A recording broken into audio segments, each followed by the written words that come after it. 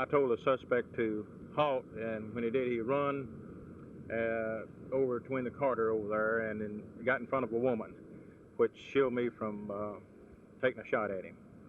And then he went between the buildings and started out onto the street, and I gave chase to suspect, and then then I fired another shot at him, and he stumbled, which I thought I had hit him. Apparently I didn't. And then I run across the street to cut him off, and as I got the other side of the street, I stumbled and fell, and got up, and as the Cadillac drove up and told me, get in and we'll help you head him off. I jumped in, and we turned and went behind the building, and then it was blocked off, and the suspect came out between the hedges.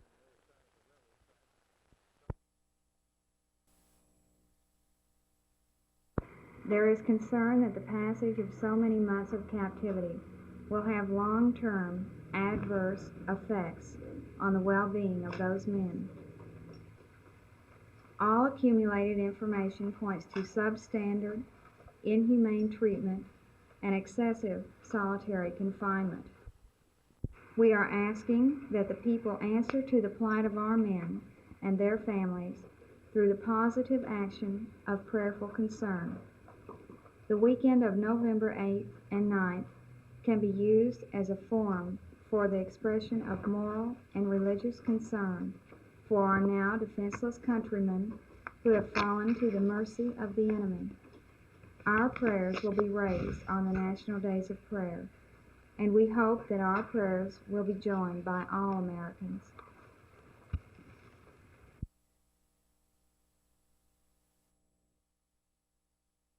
Well, I don't believe we can look toward an immediate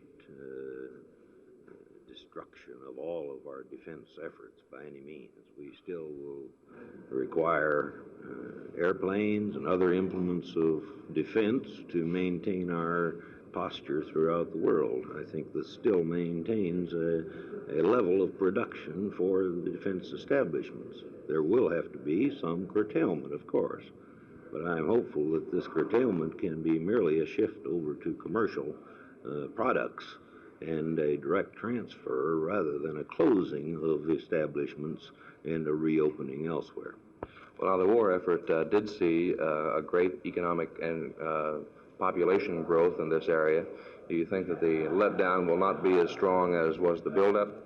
Oh, no, we will not have a curtailment which would cause us to go back to the 1940 type of economy or population, either one.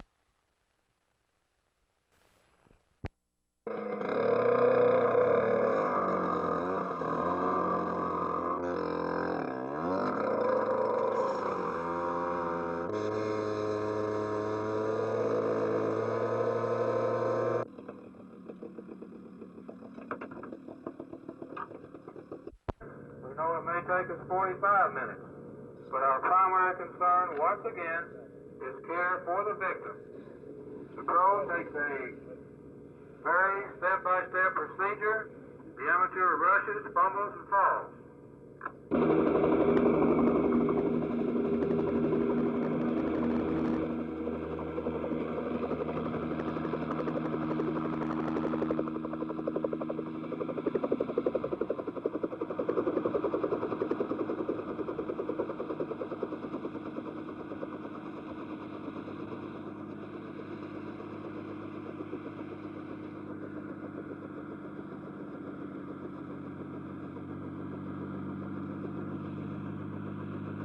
The purpose of this demonstration is twofold: to allow these students of a trauma course to see the fire department rescue section in action, and also to determine the feasibility of using helicopters as rescue in the future, particularly in areas of inaccessibility and freeways where conventional ambulances are tied up in congested traffic. It is believed here in Fort Worth that soon helicopters will be used frequently for ambulance action. Jerry Taft, Channel 8 News, Fort Worth.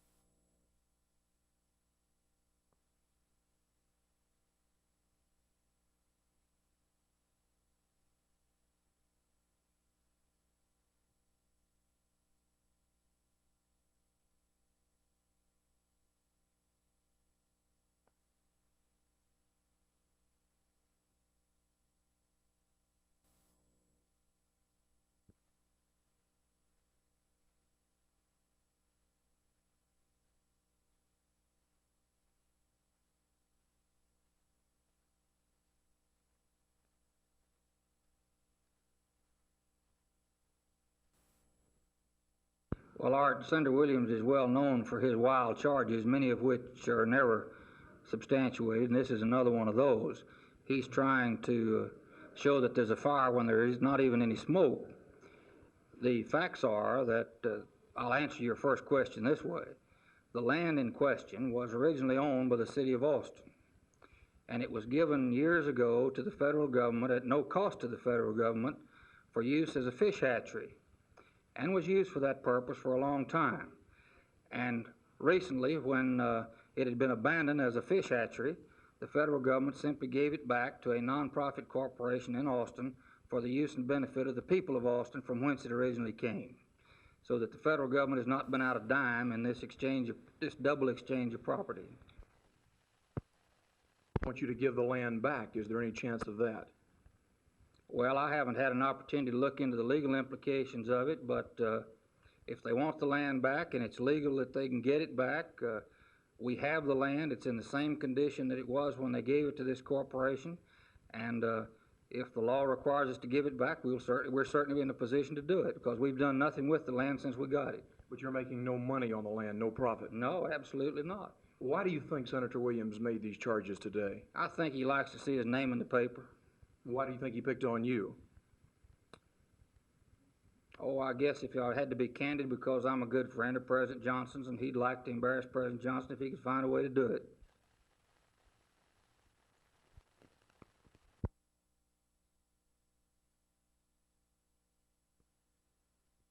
It has been 7 weeks now since little Donna Gollish strolled through Fairview Park here in Sherman, daydreaming the fantasies little girls dream when they stroll home alone from school.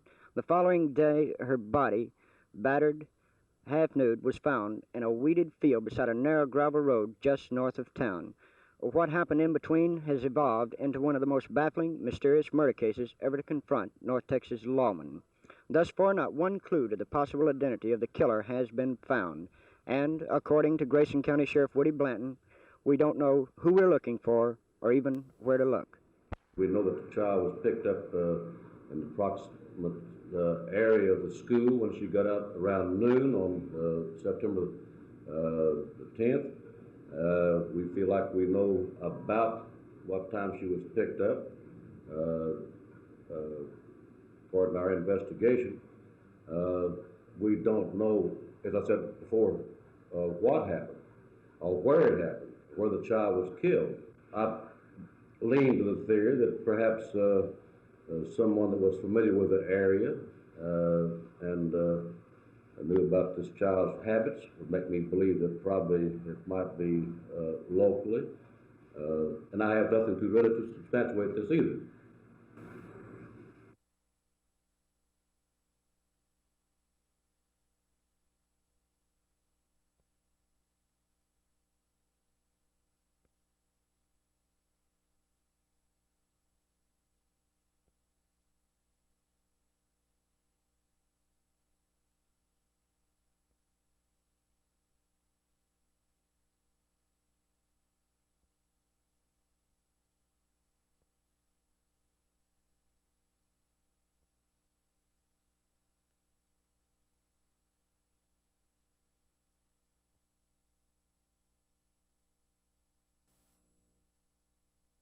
If the theories of most law enforcement officers involved in the case are correct, there's a killer walking free in Sherman today.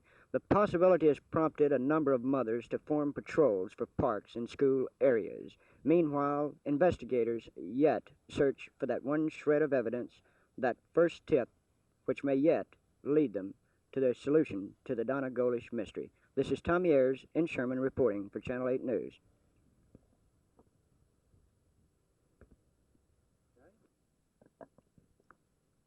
It has been 7 weeks now